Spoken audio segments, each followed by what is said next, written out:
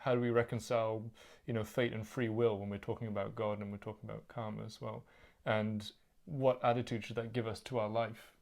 Is it all written already? Is it all going to happen? Or do we have some sort of agency in that, like you just talked about, to change and manipulate our karmic pattern? I think there are various ways to answer that question that may seem contradictory, but aren't. Okay. First of all, let's look at what's helpful to us, really. And I think what is most helpful to us is to contemplate on and be aware of the fact that we are the masters of our own destiny. In fact, I had a thought the other day where I was looking at my life and I sort of thought, what next? And I felt like the answer was life saying to me, well, you tell me. It's up to you to decide what's next. And it's common sense. You can see how you lead your life affects what happens in your life, in every single aspect of your life. If you exercise, you'll get fitter. If you study, you'll become more knowledgeable. If you're nicer to people, generally speaking, people will be nicer to you. Just to pick simple examples. People who are very successful are very driven people. Michelangelo, for example, said, if you knew how much effort I put in, you wouldn't think there was anything amazing or miraculous about my art. It's simply a matter of putting the effort in. And you see this, you see people who have had the worst of starts in life sometimes who attain greatness, and other people who have everything on a plate and completely screw everything up. If you want to take it to a more philosophical level, which is often misunderstood, I think the first thing you need to appreciate is that God is all, literally. Our essence is divine, yes, but also every single part of us is divine.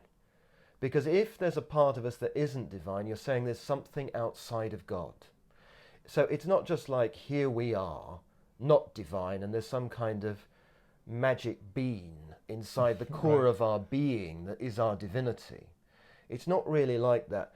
We are completely divine all the time because God is all. However, we, as we are now, are the lower aspects of God. We are God having involved itself deeply into ignorance, etc.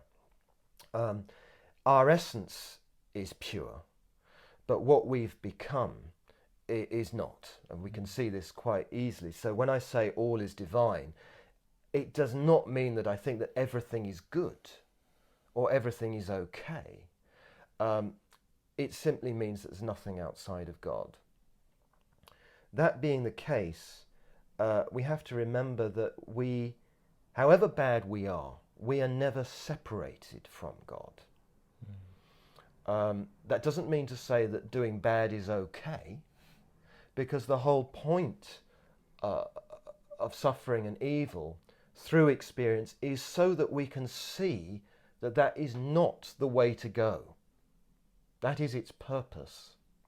According to the Cosmic Masters, the whole of creation exists within at least 7 dimensions, of which the first and the most mysterious and perhaps the most powerful, I'd say almost certainly the most powerful actually, is divine will. So everything happens within the framework of divine will.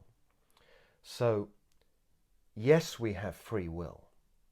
Completely we have free will, and we have to use that free will in the right way to advance, and that's our responsibility. It's not God's, it's not anyone else's, it's ours.